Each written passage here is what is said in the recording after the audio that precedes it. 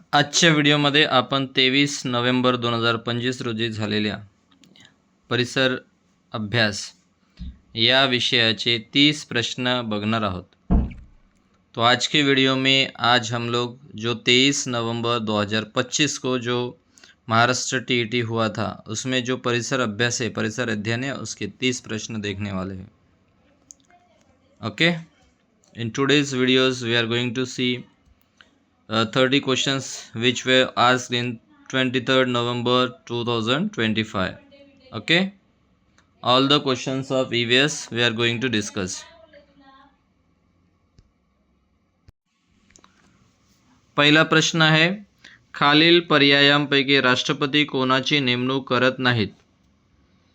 तर राष्ट्रपती कोणाची नेमणूक करत नाहीत, तर याच्यामध्ये 4 ऑप्शन दिलेले आहेत। निवडणूक आयुक्त, पंतप्रधान, राज्यपाल आणि उपराष्ट्रपती। तर राष्ट्रपती उपराष्ट्रपतीची नेमणूक करीत नाहीत, हे याचं बरोबर उत्तर आहे। बघा, परिसर अभ्यासामध्ये तुम्हाला कोणत्या कोणत्या घटकावर प्रश्न विचारले जातात? सायन्सवरचे पण काही प्रश्न असतात, इतिहास, भूगोल, नागरिकशास्त्र याच्यावर पण प्रश्न असतात। जे नागरिकशास्त्र आहेत त्याच्यावरचे जे प्रश्न असतात अगदी बेसिक स्वरूपाचे प्रश्न असतात। 122 प्रश्न क्रमांक बघूया। खालील पर्यायांपैकी अयोग्य विधान कोणते? म्हणजे अयोग्य विधान ओळखायचं आहे, म्हणजे याच्यापैकी कुठला तरी एक जो ऑप्शन आहे तो चुकीचा असणार आहे। पहिला ऑप्शन आहे, 500 पेक्षा कमी लोकसंख्या असणाऱ्या 2 किंवा अधिक गावांसाठी गट ग्रामपंचायत असते, हे एकदम बरोबर आहे।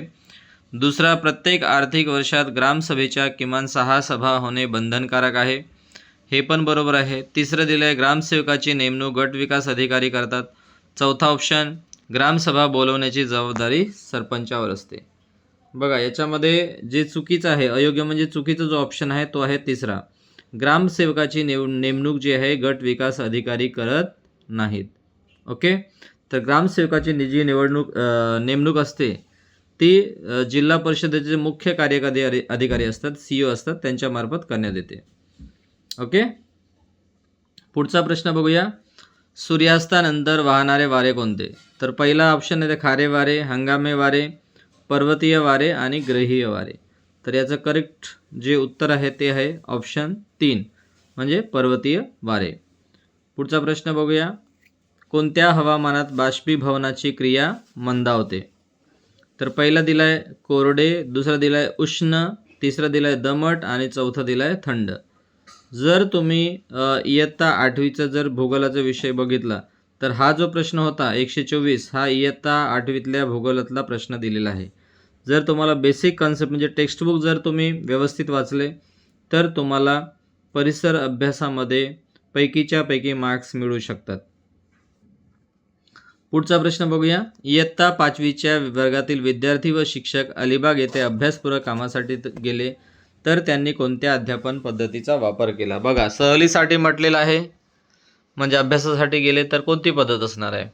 तर पहिला सहल पद्धती, दुसरा आहे प्रवास पद्धती, निरीक्षण पद्धती, दिग्दर्शन पद्धती। बघा, सहलीसाठी मुलं गेले आहेत म्हणजे ही सहल पद्धती आहे। ओके, प्रवास पद्धतीमध्ये काय असते? प्रवास पद्धतीमध्ये आपण काय करतो की एक म्हणजे मुलांना एखादा धडा शिकवायचा असेल तर त्यांना त्या सिच्युएशनमध्ये म्हणजे एक कृत्रिमरित्या आपण असं त्यांना दाखवणार की आपण प्रवास करत आहोत, तसं एक्सप्लेनेशन करणार। ठीक आहे, तर याचं उत्तर पहिलं आहे सहल पद्धती। अजिंठा लेणी कोणत्या जिल्ह्यात आहे? तर अजिंठा आणि वेरूळ जी लेणी आहेत ती पहिला ऑप्शन जालना, दुसरा छत्रपती संभाजीनगर, तिसरा आहे बुलढाणा आणि चौथा आहे जळगाव। तर छत्रपती संभाजीनगर जिल्ह्यामध्ये अजिंठा लेणी आहेत। खालीलपैकी अदृश्य व्यापार करणारी व्यक्ती कोणती?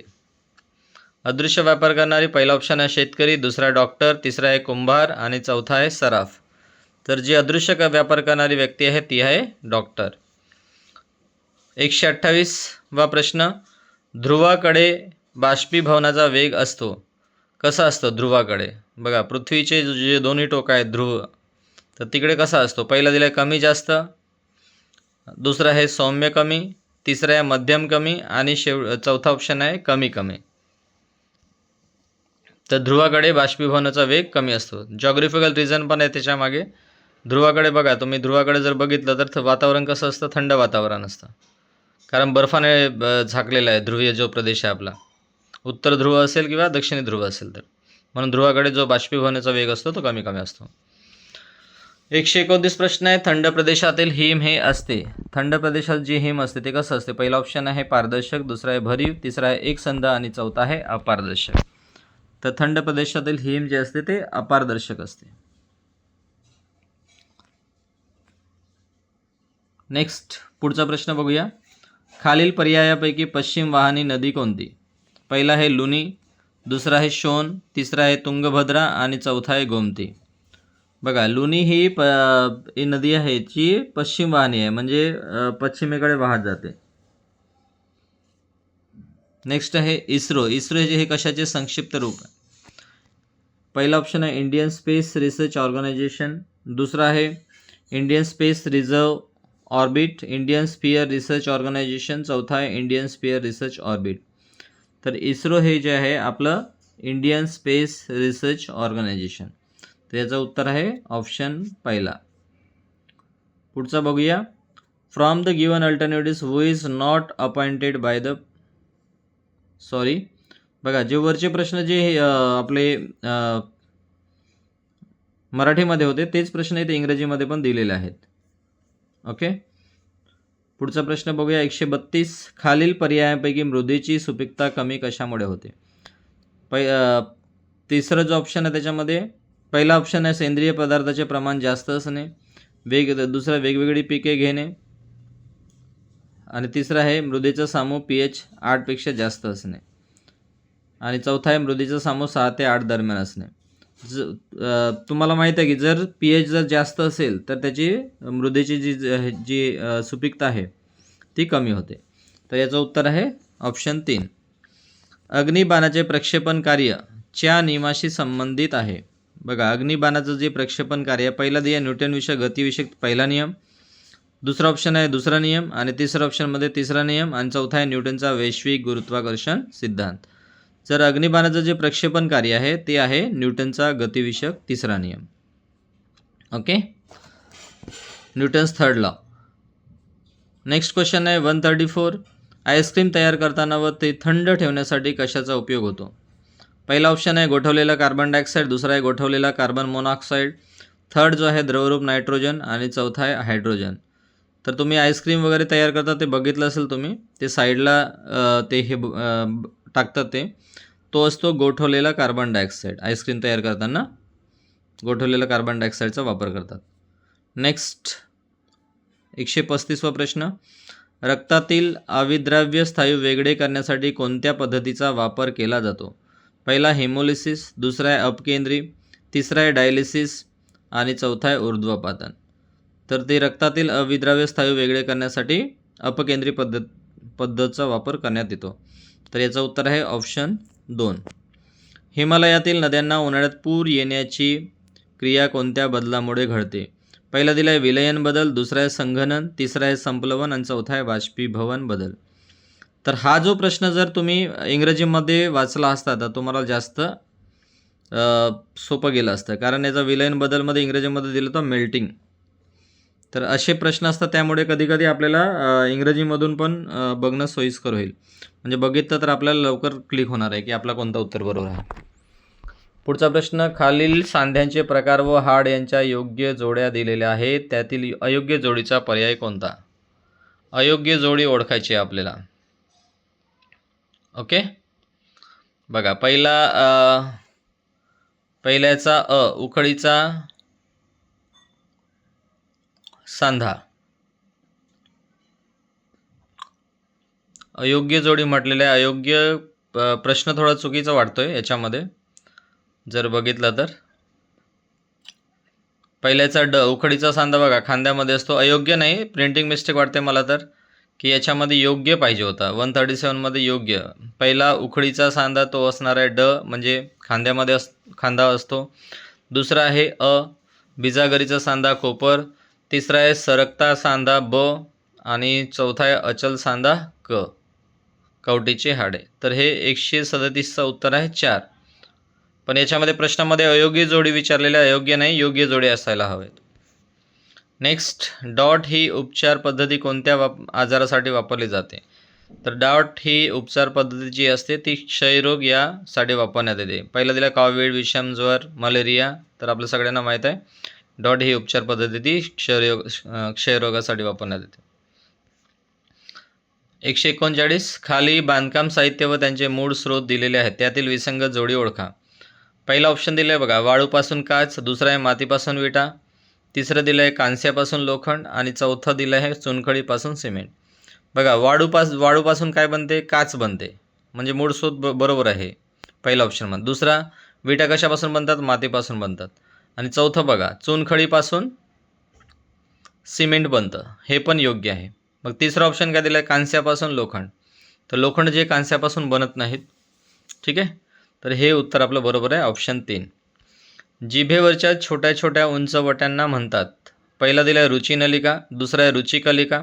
तिसरा दिला आहे रुचिकर्णिका. आणि चौथा आहे स्वादनलिका. जे आपल्या जिभेवरच्या छोट्या छोट्या जे उंच वटे असतात त्यांना म्हणतात, ऑप्शन क्रमांक 2 रुचिकलिका असे म्हणतात. तर ऑप्शन क्रमांक 2 आपलं बरोबर योग्य उत्तर असणार आहे. त्याच्यानंतर 141वा प्रश्न, छत्रपती शिवाजी महाराजांचे विश्वासू सहकारी व त्यांची जबाबदारी यांची अयोग्य जोडी, म्हणजे रॉंग पेअर आहे ते तुम्हाला ओळखायचं आहे. पहिला दिला आहे नूरबेग. दुसरा दिला आरमार दलातील अधिकारी मोहम्मद कुली खान. पायदळातील अधिकारी नूरबेग होता. दुसरा आरमार दलातील अधिकारी मोहम्मद कुली खान. तिसरा आहे स्वराज्यातील सरदार सिद्दी हिलाल. चौथा आहे शिवरायांचा वकील काजी हैदर. तर याचं जे योग्य उत्तर आहे, अयोग्य जोडी याच्यापैकी आरमार दलातील अधिकारी मोहम्मद कुली खान.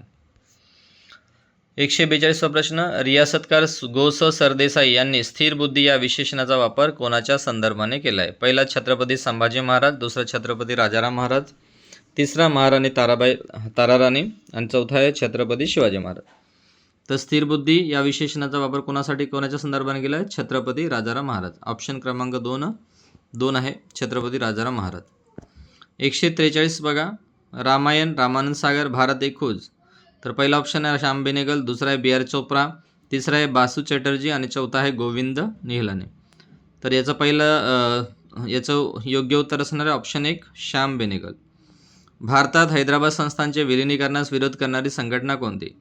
तर जे हैदराबाद संस्थान होतं त्याला भारतामध्ये विलिनीकरण करायचं होतं, त्यासाठी विलिनीकरणाचा विरोध कोणी केला होता? पहिला दिला आहे हैदराबाद स्टेट काँग्रेस. दुसरा आहे कर्नाटक परिषद. तिसरा आहे रजाकार. आणि चौथा आहे आंध्र प्रदेश. तर याचं करेक्ट आन्सर असणार आहे ऑप्शन क्रमांक 3 रजाकार. बघा, 1991 या वर्षातील राष्ट्रीय व आंतरराष्ट्रीय पातळीवर महत्त्वाच्या घडामोडी खालीलपैकी कोणत्या? बघा, 1991 काय झालं? पहिलं दिलं आहे आर्थिक उदारीकरणास सुरुवात. दुसरा आहे सोव्हिएत युनियनचे विघटन. तिसरा आहे जगातील शीत युद्धास सुरुवात. बघा, 1991 काय झालं होतं? पहिला की भारतामध्ये आर्थिक उदारीकरणास सुरुवात झाली होती, बरोबर आहे. दुसरं आहे सोव्हिएट युनियनचे विघटन. बघा, सोव्हिएट युनियन जो होता आधी खूप म्हणजे त्याच्यामध्ये दुसरे पण कंट्रीज होत्या, त्या सगळ्यांचं काय झालं 1991 ते विघटन झालं आणि ते वेगवेगळ्या राष्ट्रामध्ये विखरला, वेगवेगळे नवीन देश निर्माण झाले. तर त्याच्यात सर्वात मोठा जो देश आहे आता रशिया आहे. ओके, तर सोव्हिएत युनियनचे विघटन झालं 1991 आणि भारतात आर्थिक उदारीकरणास सुरुवात झाली, कारण भारताकडे खूपच कमी फॉरेन रिझर्व्ह होता. तर हे 2 ऑप्शन आहेत, अ आणि ब, हे योग्य आहे. तर आपलं 145चं उत्तर असणार आहे ऑप्शन 1 फक्त अ आणि ब. 146 आधुनिक भारताच्या इतिहासाचा कालखंड हा प्रामुख्याने कोणाच्या कारभाराचा काळ मानला जातो? पहिला दिला आहे सरंजामदार व संस्थानिक. दुसरा आहे भांडवलदार व ब्रिटिश. तिसरा आहे सामंत व ब्रिटिश. चौथा असणार आहे संस्थानिक व ब्रिटिश. तर योग्य उत्तर आहे संस्थानिक व ब्रिटिश. महाराष्ट्र राज्य पाठ्यपुस्तक निर्मिती व अभ्यासक्रम संशोधन मंडळ ही संस्था विद्यार्थ्यांसाठी कोणते मासिक प्रकाशित करते? पहिला ऑप्शन असणार याच्यामध्ये किशोर. दुसरा आहे किलबिल. तिसरा आहे जीवन शिक्षण. आणि चौथा आहे शिक्षण संक्रमण. तर योग्य उत्तर आहे याचा ऑप्शन क्रमांक 1 किशोर. पुढचा प्रश्न बघूया. स्वातंत्र्य संग्रामातील काकोरी कट खालील पर्यायांपैकी कोणत्या घटनेशी संबंधित आहे? पहिला आहे चितगाव शस्त्रागारावरील हल्ला. दुसरा आहे रेल्वेतून नेल्या जाणाऱ्या सरकारी खजिन्याची लूट. तिसरा आहे हावडा सिप्पूर प्रकरण. चौथा आहे सेंट्रल असेंब्ली बॉम्ब केस. तर याचं योग्य उत्तर असणार आहे काकोरी कट सगळ्या आपल्याला माहीत असतं की त्याच्यामध्ये काय केलं सरकारी खजिनाची लूट केली होती. तर आपला ऑप्शन क्रमांक आहे 2. योग्य उत्तर ऑप्शन 2. 149वा प्रश्न बघूया. संयुक्त महाराष्ट्र आंदोलनात मावळा या टोपणावाने वर्तमान कालपत्रात व्यंग्यचित्रे कोणी काढली? पहिला ऑप्शन आहे आर के लक्ष्मण, दुसरा आहे सुधीर तेलंग, तिसरा आहे प्रबोधनकार केशव ठाकरे आणि चौथा असणार आहे बाळासाहेब ठाकरे. तर याचं योग्य उत्तर आहे बाळासाहेब ठाकरे. 150वा प्रश्न हा पण बघा पॉलिटीचा प्रश्न आहे. राज्यसभा हे सभागृह नाही. राज्यसभा कोणते सभागृह नाही असं विचारलेलं आहे. पहिला राज्यसभा बघा राज्यसभा आपलं वरिष्ठ सभागृह असते, वरिष्ठ दिलं आहे, दुसरा द्वितीय, तिसरा आहे कनिष्ठ आणि चौथा दिलं आहे कायमस्वरूपी. तर कोणतं सभागृह नाही राज्यसभा? वरिष्ठ सभागृह आहे, द्वितीय आहे, कायमस्वरूपी पण आहे आणि कनिष्ठ सभागृह नाही. बघा लोकसभा आणि राज्यसभा, लोकसभेला कनिष्ठ सभागृह मानले जाते. ओके, म्हणून याचं योग्य उत्तर असणार आहे कनिष्ठ. तर अशा प्रकारे आपण जे EVS मधले होते परिसर अभ्यासातले 30 प्रश्न आपण बघितले. तर नेक्स्ट व्हिडिओमध्ये आपण मानसशास्त्राचे 30 प्रश्न बघणार आहोत. ओके, धन्यवाद.